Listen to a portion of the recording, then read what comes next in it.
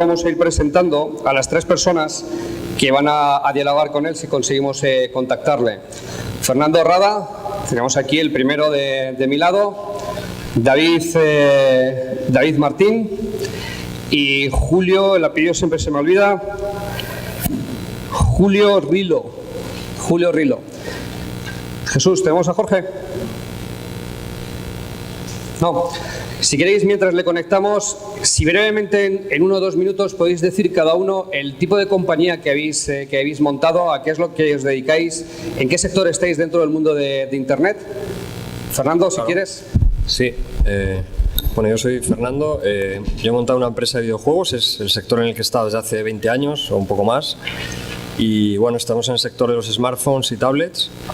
Que ahora mismo probablemente para montar una startup es lo más asequible desde el punto de vista de dimensión de equipo, de financiación, etc. Y bueno, estamos desde marzo del año pasado con un equipo con gente con mucha experiencia también y creo que muy prometedor. Y nada, hemos lanzado un par de títulos que ya os comentaré más tarde a lo largo de la charla en qué consisten y hacia dónde apuntan. Y bueno, eso es todo. Muy bien. Bueno, yo me llamo David Martín y llevo emprendido 2 años y medio desde que conocí a Raúl Mata en un hotel en Plaza de Castilla. Y bueno, primero empecé montando una agencia de publicidad digital, se llama Why Not Challenge, y desde hace también poco tiempo estoy liderando un proyecto que se llama Bluffing, que consiste en una plataforma de entretenimiento en que la gente se une en torno a aficiones que comparte y trata de destacar entre los demás participando en competiciones y haciendo retos. Hola, buenos días. Mi nombre es Julio Rilo. No pronuncio la R, donde el apellido ya es difícil, entonces ya quedemos en Julio. Mi empresa está dedicada a la seguridad informática y la criptografía. Nuestro principal target es la gran empresa y clientes tipo como Saint-Gobain Glass, ThyssenKrupp, Coca-Cola, Iberian Division, etc. Desarrollamos métodos y técnicas de seguridad y criptografía para proteger uno de los activos, si no el que más valor tiene hoy en día en la sociedad de la información, los datos, ¿no?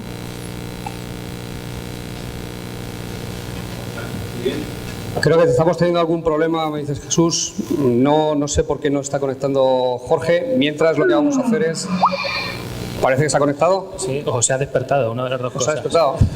¿Se quedó dormido delante del ordenador? ¿Es él o no? No. Bueno. Tenemos aquí distintos sectores. Jorge los eligió, según me comentó en su momento, porque son de los que él considera que son los... hay más sectores, evidentemente, pero son de los 3 sectores que más deben ir creciendo de aquí a unos años. Si queréis podemos empezar, y justo como antes ha habido alguna pregunta relacionada con el mundo de los juegos, con Fernando, que nos expliques exactamente el tipo de empresa tú llevas, y eres un senior del mundo de los juegos, que nos cuentes cómo empezasteis, qué estáis haciendo ahora y cómo es el mercado en el que estás metido. Claro. Vale, yo empecé pues, en los años 80, a mediados de los 80, con los primeros ordenadores personales de 8 bits y monté una de las primeras empresas en España que se llamó Ziggurat Software. Pues había 3 o 4 empresas en España, es una época dorada del software español porque había mucha creatividad y varias empresas, digamos, que tuvieron proyección internacional, aunque el mercado estaba, por supuesto, por entonces prácticamente sin hacer. Y bueno, nos lanzamos esa aventura mientras estudiábamos. Como decía antes Iker, yo creo que es un buen momento para emprender algo cuando estás estudiando porque tienes ese margen. Aunque no vayas mucho a clase, por lo menos tienes margen para poder hacer otras cosas simultáneamente. Y hicimos los primeros juegos en nuestra casa, prácticamente sin ninguna infraestructura de empresa, pero vimos que a la gente les gustaron y al contrastarlos con el público vimos que tenían cierta repercusión y entonces decidimos lanzarnos un poco a la aventura más desde el punto de vista empresarial, de fundar una empresa y empezar a ver cómo podíamos salir al mercado internacional, cómo podíamos organizar la operación de la empresa a la vez que estudiábamos, etc. Bueno, fueron años muy apasionantes y como encima pues, el mercado respondía de alguna forma favorablemente a lo que hacíamos, pues también fueron una época en la que, digamos, era todo a favor, en el sentido de que no tenías, por así decirlo, cortapisas de mercado que de alguna manera apuntasen hacia la creatividad que estabas haciendo, sino que era todo como una hoja en blanco, que generabas un juego de cualquier idea que se te ocurriese, por surrealista que fuese, y sin atender las necesidades de nadie. Como decía Iker, es importante atender las necesidades del mercado, pero en aquel momento casi no había mercado, entonces todas las novedades que hacías eran bien acogidas, si tenían una calidad.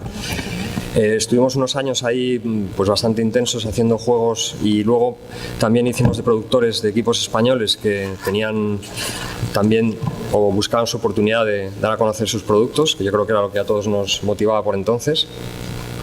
Era una época en la que no había internet, con lo cual había, creo que, dos vertientes, o sea, un reto lado como tecnológico para resolver cómo metías mano a aquellos cacharros que no tenías información sobre ellos.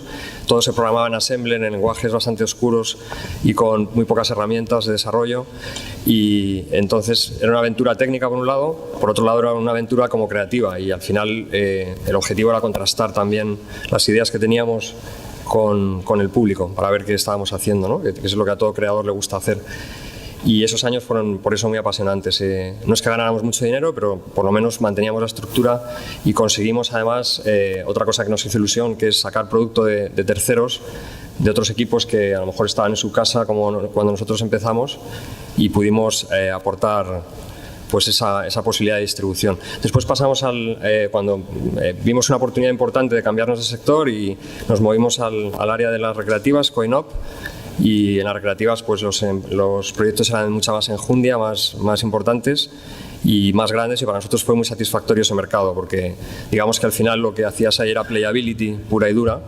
No había casi marketing, porque si hacías una máquina, la ponías a probar en varios salones del mundo y recaudaba, pues ya tenías el negocio, o sea, te llamaban para comprarte la máquina, no tenías que vendérsela a nadie. Entonces era un mercado en ese sentido muy favorable para que, digamos, lo que estábamos haciendo, que era playability pura, pues pudiéramos explayarnos a gusto, ¿no? Y después, bueno, con el advenimiento de las consolas domésticas, pues las consolas no nos acabaron de convencer, porque era un salto cuantitativo, sobre todo de equipo, de cantidad de gente que debías implicar en los desarrollos demasiado grande, y decidimos pasarnos al sector móviles. En 2002 fundamos una de las pioneras en España, que se llamó Gaelco Móviles, que era una joint venture con Gaelco, que era nuestra empresa distribuidora y fabricante del hardware para las máquinas recreativas. Y en ese momento nos metimos ya directamente en el mercado de móviles, en el cual hemos estado todos estos años, hemos visto como en primera persona su evolución. Y ahora, pues bueno, tras una etapa más de una empresa de servicios para móviles que llegó quizá demasiado pronto y que no salió bien, pues estamos en esta aventura de los juegos, que es nuestro sector natural y donde estamos más a gusto, y con las grandes oportunidades que hay ahora mismo en el mercado de smartphones, que luego podemos hablar. Sí, claro que entendido. Si quieres, como hemos retomado ya a Jorge. Jorge, ¿nos escuchas? ¿Nos estás escuchando, Jorge? Yo os escucho muy bien, no sé si me oís a mí y vosotros. Ahora sí te escuchamos. Te vamos a pasar el testigo. Ya se han presentado tanto Julio como David como Fernando. Fernando nos ha hecho una breve descripción de lo que ha estado haciendo hasta ahora. Te pasamos el testigo porque es tu conferencia, para que puedas hablar con ellos sobre los sectores, sus empresas, etcétera. Muy bien, bueno, pues muchas gracias a todos.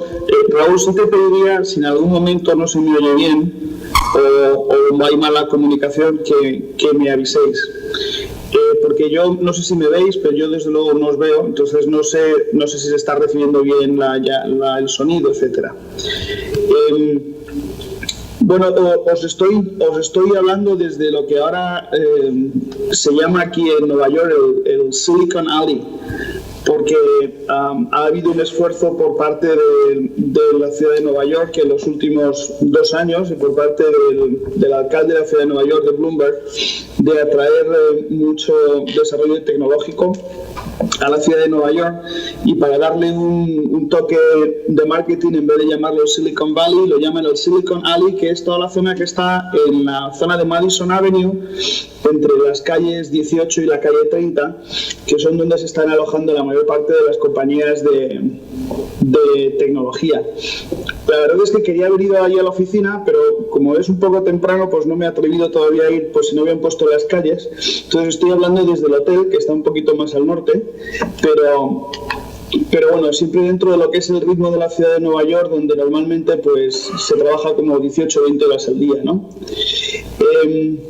Raúl, lo que me pedía es que hablase un poco de lo que yo creía que iban a ser las tendencias más importantes en tecnología en los próximos 2 o 3 años, o cuáles son las cosas en las que estamos mirando y que creemos que son las que van a tener más bombo y platillo, o más salidas, o más ventas, o más actividad de fusiones y adquisiciones, o más actividad de creación de nuevos startups, ¿no?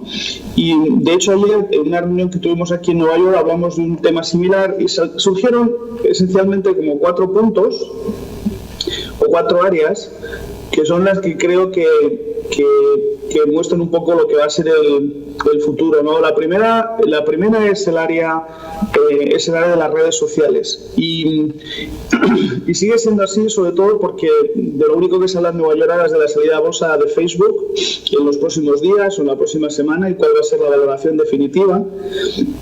Y por lo tanto, todo lo que son las redes sociales y la verticalización que va a suponer, es decir, no solo lo que es Facebook, sino todas las redes sociales que han venido por detrás y que van atacando cada vez más verticales, pues cuál va a ser un poco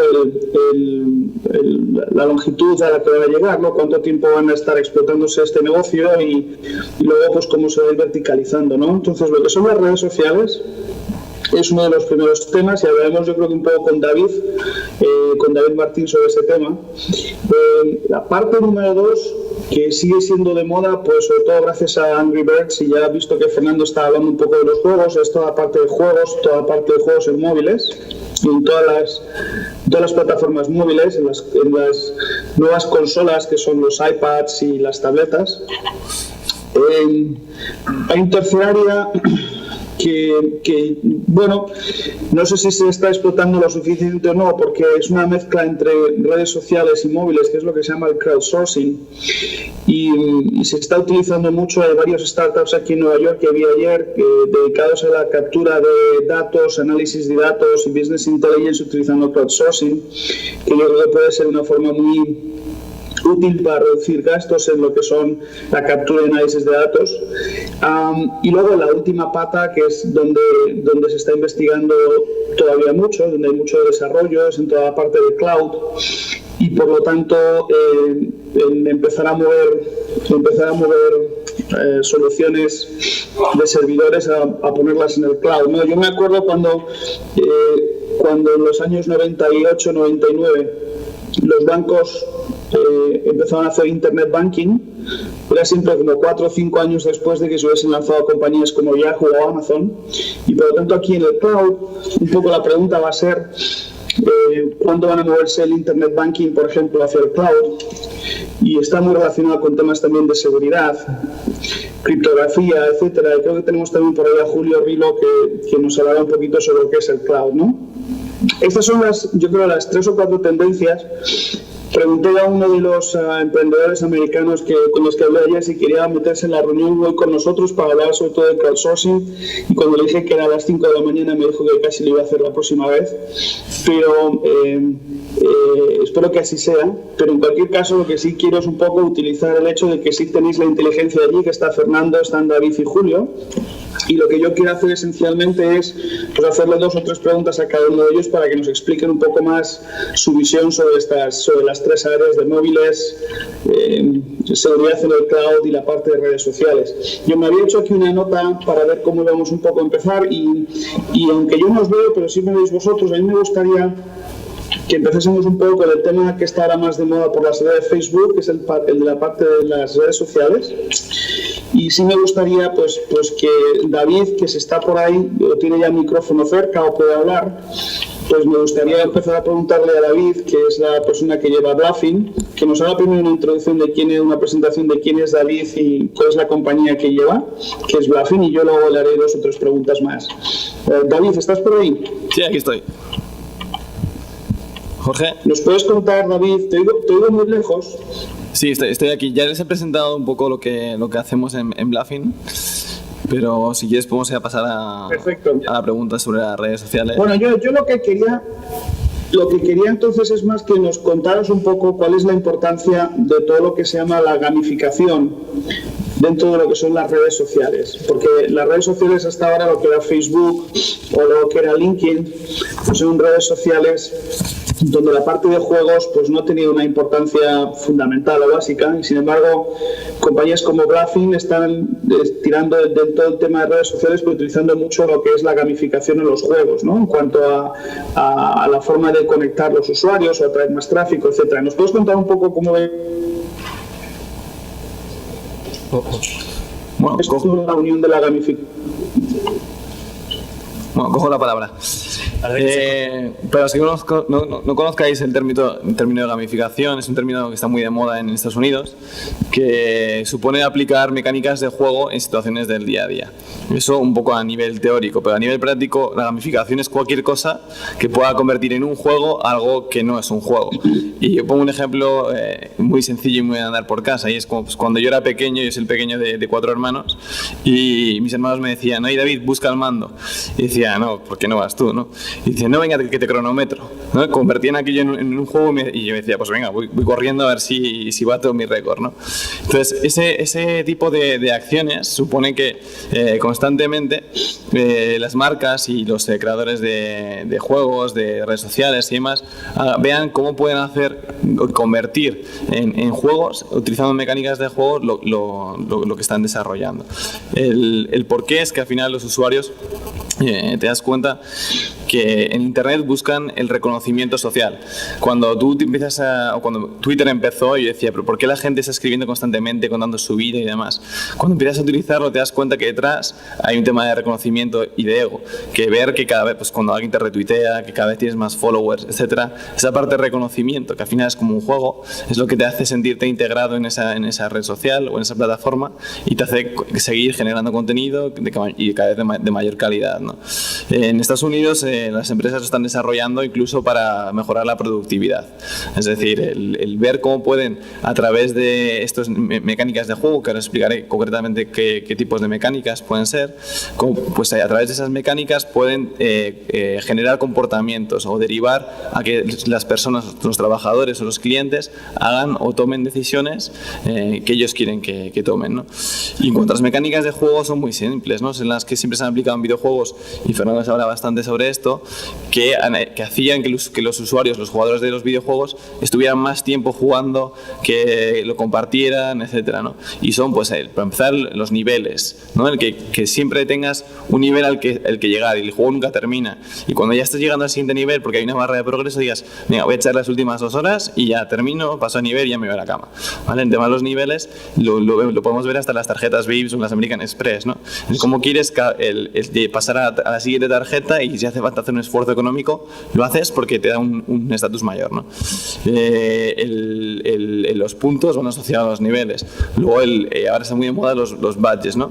Como por ejemplo Foursquare hizo una aplicación muy buena basada en la gamificación. Luego pues, no ha evolucionado, y pues yo creo que Foursquare no está teniendo el éxito continuado que debería tener, eso presuponía. Pero ¿cómo consiguieron que la gente fuera a los sitios a hacer check-in? ¿Vale? Es algo que nadie yo creo que cuando se fueron a contar a un inversor, el inversor les diría, ¿qué? ¿No? O sea, ¿quién va a querer ir a un sitio y decir, estoy aquí?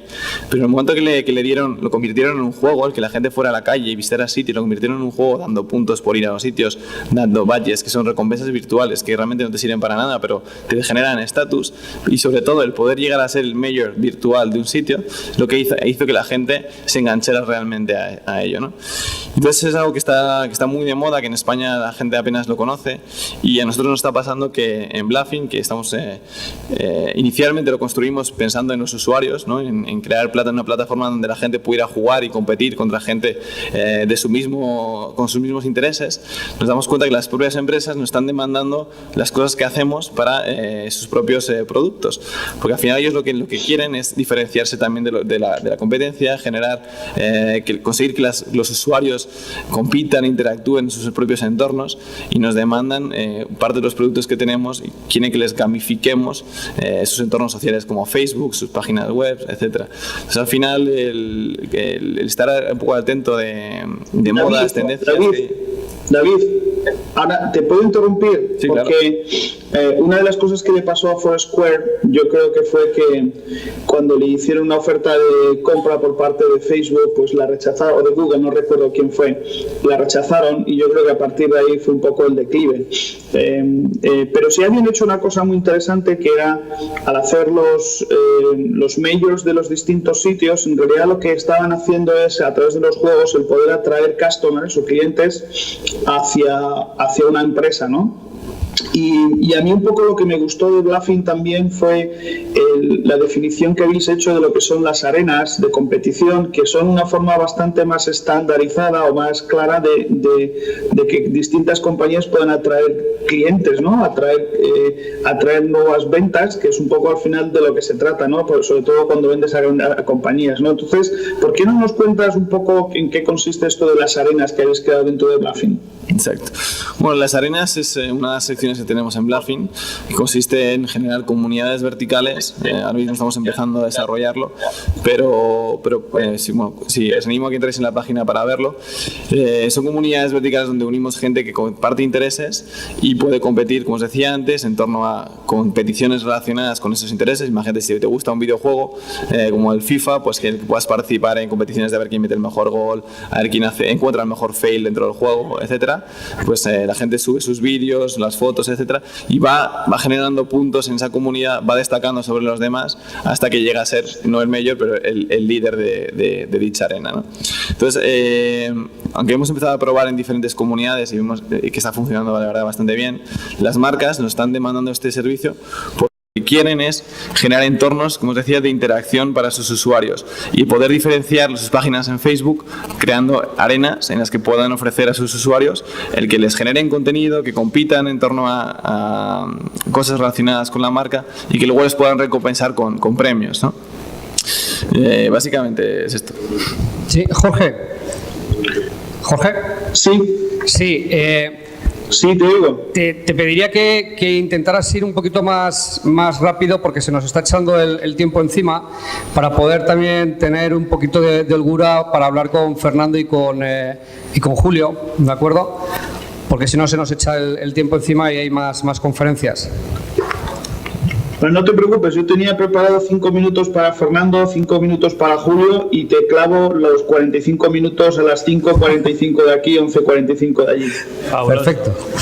Nos ha recalcado lo de las 5:45. Bueno, Así que lo que voy a hacer entonces es darle las gracias a David y quitarle el micrófono, si es lo que tiene delante, y pasárselo a Fernando, porque aunque sé que ha estado hablando antes, sí que hay dos preguntas que quiero hacerle a Fernando en temas de los juegos. David ha estado hablando de gamificación en redes sociales. Fernando no hace gamificación, Fernando hace juegos directamente. Entonces, sí que me gustaría preguntarle, lo primero de todo es cómo se puede hacer un juego que pueda tener el éxito que tiene Angry Birds, cuáles son los componentes que tiene, porque aquí pues yo creo que todo el mundo lo que quiere hacer es tener el próximo Angry Birds y que sea un pelotazo de juego con 300 millones de descargas, ¿no? ¿Cuáles son los componentes de un juego tipo Angry Birds? Hola, Jorge. Tienes mala cara, ¿eh? Se ve que es que está muy pixelada la imagen, no es que sea muy tarde. No, Angry Birds, si supiera los ingredientes que tiene que tener un juego para tener el éxito de Angry Birds, pues estaría haciéndolo ahora, no estaría aquí. Pero en todo caso, sí que es verdad que este mercado tiene muchas oportunidades nuevas. Los smartphones, el crecimiento es bestial. Hay analistas que están hablando de 1.000 millones de usuarios en 2016, por ejemplo. Entonces, un mercado tan gigante hace que las posibilidades están ahí, las oportunidades existen. También hay un cambio muy importante en el modelo de distribución, con la aparición de iPhone y todas las tiendas de los fabricantes que han cambiado el modelo de distribución de contenidos. Antes estaba en las operadoras, como sabéis, con lo cual el número de proveedores era muy limitado y había que hacer un esfuerzo comercial inmenso para llegar a todo el mundo, a poder hacerte proveedor de todas las telefónicas del mundo. Evidentemente era prácticamente inabordable para un estudio independiente. Ahora, pues con dar un botón puedes publicar en todo el mundo. Digamos que el ingrediente de la distribución lo tienes. Eso lo que implica también es que hay muchísima gente desarrollando que tiene esa misma capacidad de publicar en todo el mundo, y tienes una gran competencia en el sector, que hay una gran saturación de mercado.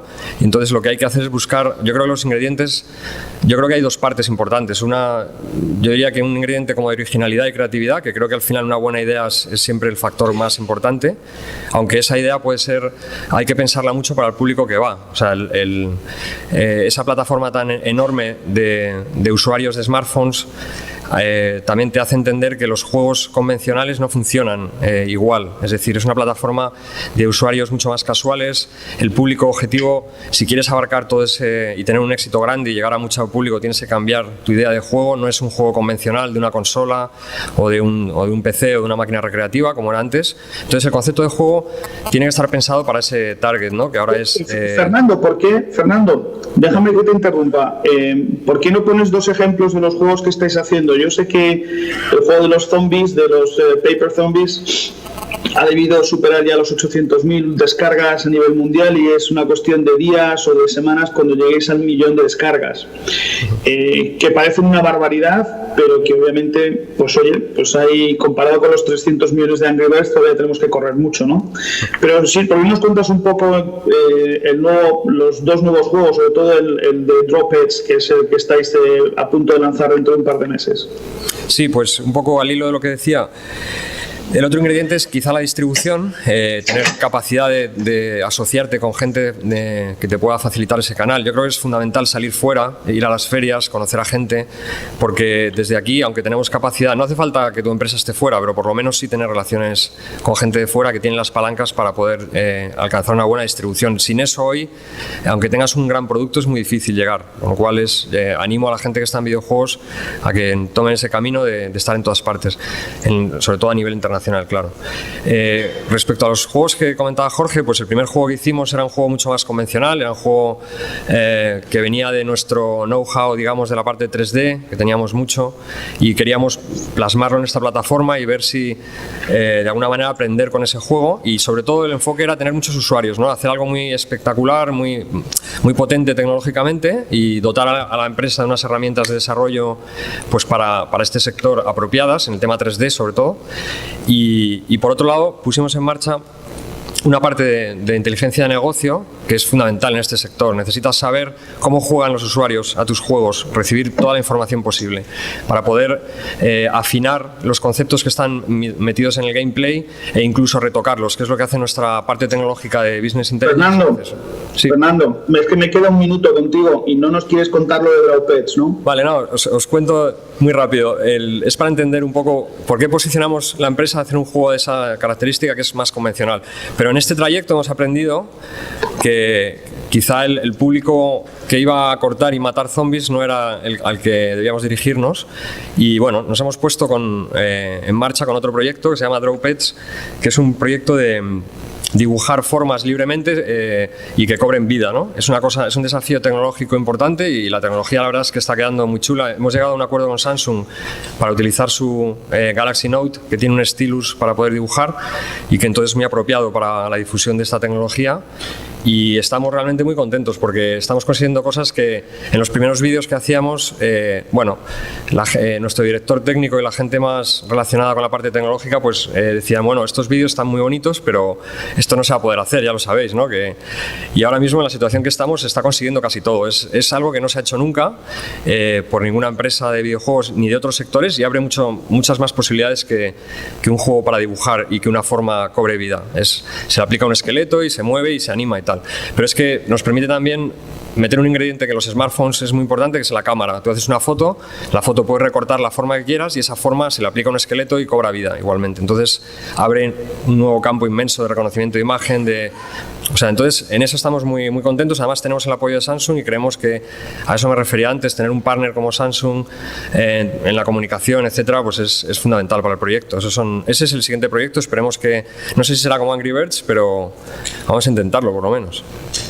Seguro que sí, o por lo menos lo que sí es cierto es que me parece que os lo estáis pasando bien, o sea que eso que vaya por delante. Fernando, te doy las gracias por habernos comentado sobre todo el hacer un disclose de cuál va a ser el nuevo juego, pero ahora quiero hacer un cambio de 180 grados y tocar el último tema para el que tenemos un representante que yo creo que es de importancia en los próximos años, que es todo el tema del cloud. En el cloud, hasta ahora lo que se está haciendo es subir tecnología y subir datos al cloud, sobre todo por una cuestión de costes, porque es mucho más barato. Pero hablando con Julio Rilo, me comentó que en realidad el problema más grande que existe y que todavía se tiene que resolver es el problema de la seguridad en el cloud. Entonces me gustaría que Julio nos comentara primero qué es Inixa, aunque creo que lo habrá presentado antes, pero que nos dijera primero en 2 frases cuál es el problema de seguridad que existe en el cloud ahora, tal y como entendemos el cloud. Hola Jorge, buenos días. ¿Cómo resumirte algo tan extenso tan brevemente? En una frase, confianza. No hay confianza. La seguridad, si la resumo en última instancia en una sola frase, independientemente de criptología, criptografía, etcétera, etcétera, la resumiría en ausencia de miedo, duda, confianza. No hay confianza en el cloud computing y no debe haber confianza en el cloud computing. Es más, no animaría a nadie que confíe en cloud computing. ¿Por qué no debemos confiar en cloud computing? Porque los aspectos de la confidencialidad y la integridad de la información se han olvidado y han ponderado únicamente los aspectos comerciales, económicos y de marketing. Cloud computing es perfecto para los comerciales. Yo vengo y te vendo una solución no in company, sino pago por servicio. Cloud computing, todos sabéis aquí, creo, que es pago por servicio, ¿no? Los datos dejan de residir en los CPDs corporativos, altamente protegidos con medidas de autenticación y autorización, y pasan a residir en la nube. ¿Qué es la nube? Yo la nube no sé si está en Illinois o está en Wisconsin. Mis usuarios internos, un concepto que tenía muy acotado, con contratos de confidencialidad, uso de medios electrónicos, con medidas técnicas, con token criptográficos de autenticación, todo un despliegue que yo he hecho en mi compañía, suponiendo que fuera una compañía no de seguridad, para securizar mi información interna. De repente esto no vale para nada, porque el concepto de usuario interno, de insider, cambia radicalmente, a niveles exageradamente altos. ¿Quiénes son los internos? Los 1000 becarios de Telefónica y +D, que están manejando mis datos, a los que van a hacer un ERE la semana que viene y los van a despedir y me van a poner un control en la puerta para ver qué materiales están llevando. ¿Se llevarán mis contraseñas? Estos son problemas reales de cloud computing, ¿no? Por supuesto no es el caso de Telefónica, he nombrado un gran operador que parece que todos podemos nombrar. Podría ser el caso de cualquier otra compañía que está haciendo ERES masivamente, ¿no? ¿Quiénes son esos internos? Tenemos problemas de fugas de información, no hay que ir a Wikileaks para saber el daño que puede causar una fuga de información confidencial o crítica en una empresa. Tenemos un problema de usuarios internos, nuevos, malintencionados, no los podemos medir, no sabemos quiénes son, no sabemos dónde están. Tenemos problemas de accesos no autorizados y en última instancia tenemos un cuarto grupo de problemas que no conocemos, que son perfiles de riesgo desconocidos, porque realmente cloud computing todavía no lo estamos comprendiendo en toda su extensión para garantizar confidencialidad, integridad y disponibilidad de la información. Parece que cloud computing, disponibilidad, esto ya era la gran ventaja que aportaba, ¿no? Perdíamos confidencialidad e integridad, pero ganábamos disponibilidad porque hay redundancia de data centers. Si se cae la nube de Amazon, tiene un contrato con otro proveedor, automáticamente la disponibilidad parece que era lo bueno, ¿no? Tenemos la información siempre disponible en cloud computing, hemos ganado respecto a cómo la teníamos en nuestros CPDs, aunque hubiera redundancia de CPDs. Pero es que de repente llega el mes pasado el FBI, cierra un CPD entero porque había un servidor comprometido, que se estaban haciendo actividades ilegales, pero el FBI no cerró ese servidor, cerró el CPD entero. En el CPD había alojadas 500 empresas, las 500 se quedaron sin acceso. Hace un mes cerró Amazon. Bueno, parece que había gente que usaba Amazon para intercambiar películas y contenidos de copyright, delicado este tema, entraríamos en todo el mundo. Pero es que había empresas que tenían sus datos en Amazon. De la noche a la mañana dejaron de acceder a ellos. ¿Cómo confío yo en el... Bueno, Julio, déjame que te haga otra pregunta un poco, o la misma de una forma un poco distinta, porque tal y como has contado todo, pues yo desde luego cualquier compañía desaconsejaría es poner sus datos en el cloud, salvo que lo único que les importa es reducir gastos.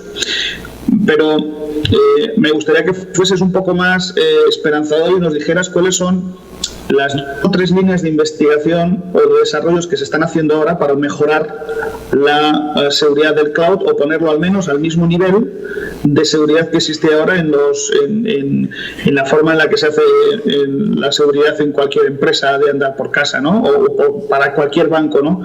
¿Qué tipo de algoritmos o qué tipo de nuevos desarrollos se están haciendo para mejorar la seguridad en el cloud? Y si quieres nos cuentas algo también de lo que estáis haciendo en Inixa, ¿no? Sí, inicialmente estamos haciendo lo que podemos, así de sencillo, ¿no? Aplicando criptografía de clave pública, Public Infrastructure, criptografía simétrica y asimétrica, trabajando con todas las tecnologías de encriptación que tenemos actualmente, criptología y criptografía, intentando romper hashes, etcétera, para securizar esto, ¿no? estamos haciendo lo que podemos. ¿Qué debemos hacer? Debemos contar con la comunidad matemática. Comentarte que contamos aquí, Jorge, que no lo sabrás, con el director de la Cátedra de Inteligencia Analítica Avanzada, de la que formamos parte de la Universidad de Oviedo, Santos González. Ha podido desplazarse, lo tenemos aquí sentado en primera fila. Entonces necesitamos a sus amigos, necesitamos al medalla Fields en matemáticas Efim Zelmanov, que está en la cátedra, equivalente al Nobel de Matemáticas. Necesitamos a Chero, necesitamos que los matemáticos nos den una nueva algorítmica, unos nuevos métodos criptográficos que garanticen que podemos contar con las técnicas adecuadas para que estos insiders nuevos, sean 100.000 o 5.000, no puedan acceder a nuestra información sin nuestra autorización. La criptografía actual no cubre esto. La criptografía actual tiene un principal problema, que lo puedo resumir muy sencillamente para que todos los comprendan, que es que en un momento dado, en un determinado momento, la información debe ser desencriptada para ser legible. Este es el momento del riesgo, ¿no?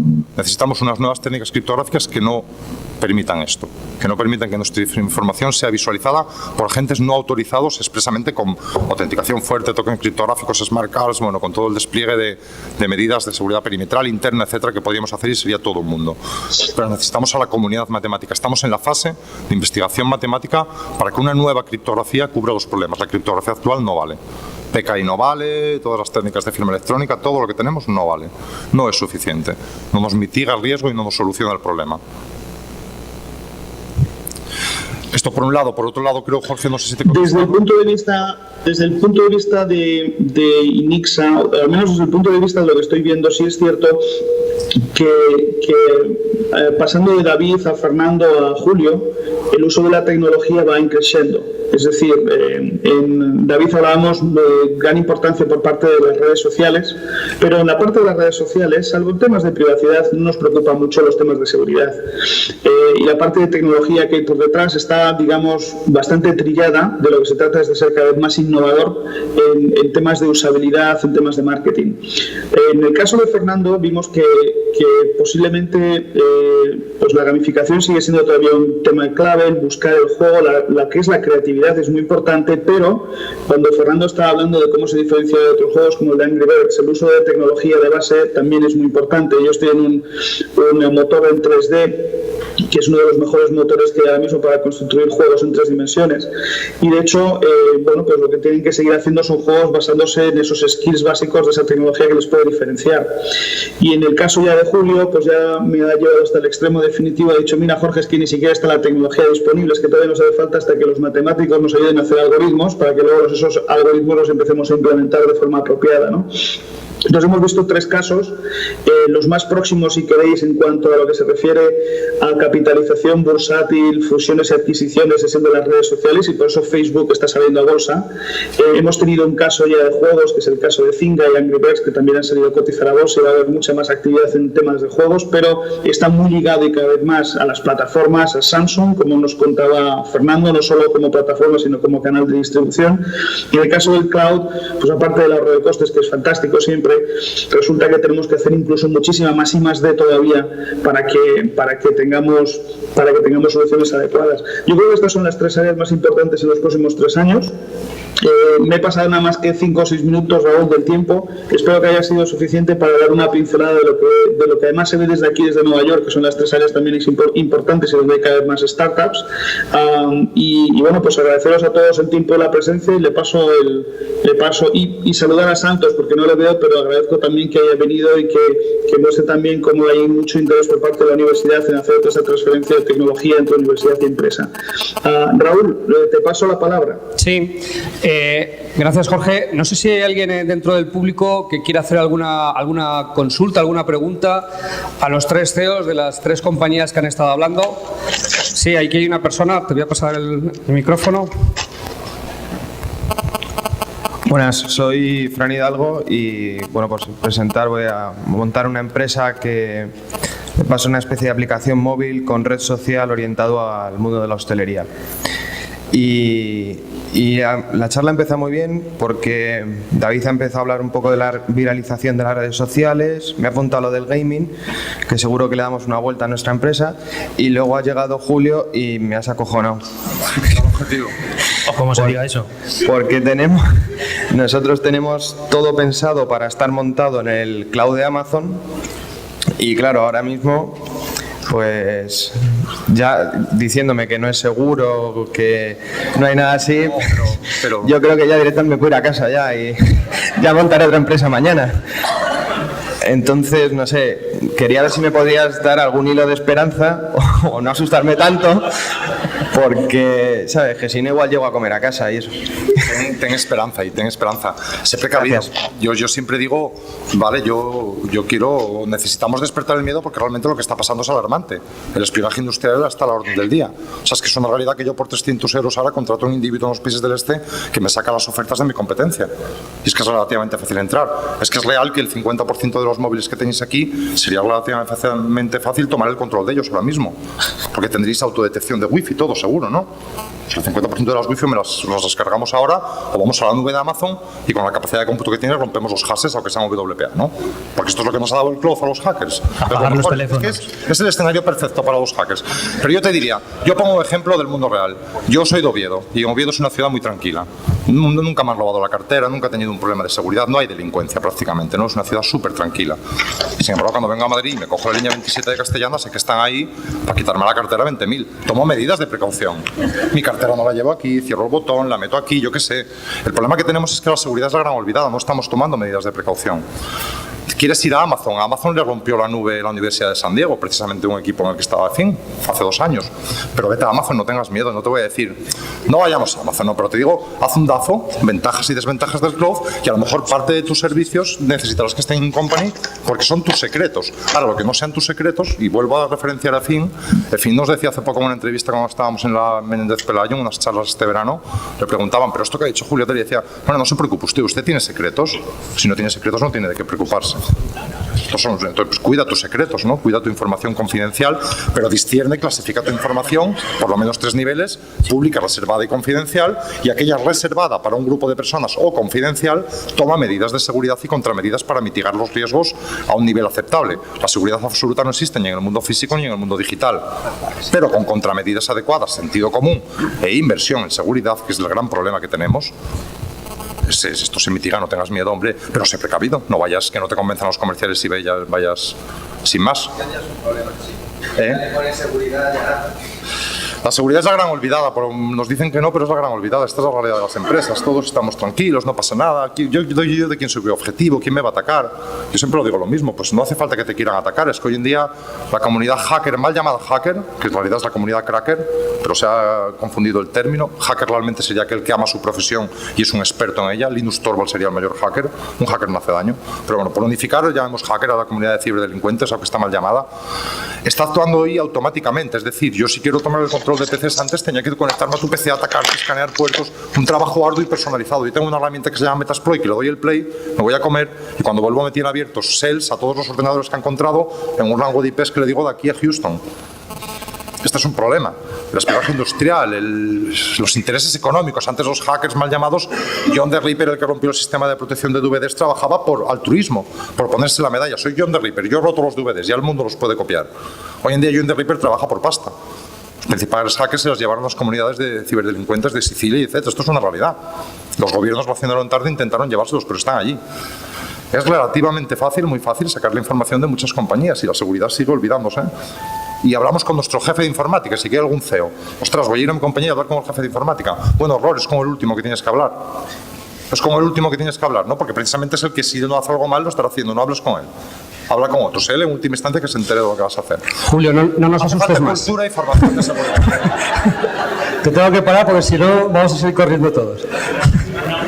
Está en la prensa sí. Eso. No Julio, va a haber una última intervención. Después de esta intervención vamos a hacer un breve descanso, creo que es media hora más o menos, y luego ya seguimos con el resto de las conferencias. Bueno, mi intervención va a ser muy rápida. Yo soy Santos González, dirijo la Cátedra de Inteligencia Analítica, como decía Julio, y solo mi intervención está dirigida a saludar a Jorge, con el que llevamos en contacto permanente durante las últimas semanas, yo diría que casi meses, en lo que es es un ejemplo para la universidad. Yo soy catedrático de álgebra y nos dedicamos, entre otras cosas, a los temas de aplicar los modelos matemáticos a la seguridad. La seguridad nunca va a ser real en todos los aspectos, pero siempre hay una probabilidad muy alta de seguridad, y a pesar de que la inquietud que puede transmitir Julio, la realidad es que los algoritmos están funcionando y la investigación avanza profundamente. En Estados Unidos, como muy bien puede pulsar Jorge, bueno, pues es uno de los temas estrella de trabajo, de ocupación de matemáticos y de ingenieros en general, pero los algoritmos que desarrollan es la aplicación estrella de las matemáticas. Y os felicito a todos los que habéis contribuido a organizar esta espléndida jornada. He podido desplazarme unas horas muy rápidamente porque tengo otro viaje, en lo que es un modelo de universidad-empresa, algo que se critica tanto, de que no existe conexión de universidad y empresa, que cada uno va por su lado. Aquí es el ejemplo real de que no va cada uno por su lado, sino de que hay implicaciones mutuas, que seguro que de esta jornada van a salir modelos reales de empresa que van a contribuir a colocar a los chavales que están terminando. Yo he sido decano y rector, he tenido representación académica, y esa es una de las, o debe ser una de las preocupaciones importantes. Hoy esta universidad está dando posesión a su nuevo rector, que es precisamente Carlos, catedrático de matemáticas también vinculado a Oviedo por algunas razones que no son al caso, por el apellido Conde. Y bueno, pues en esa línea es como yo creo que hay que trabajar. Así que nada, Jorge, enhorabuena y nos vemos ya la semana que viene. Jesús, por favor. Sí, yo creo que pues podemos ya un poco dar por cerrado. Yo creo que aplaudir, pues dar las gracias a Jorge Mata y a nuestros tres emprendedores.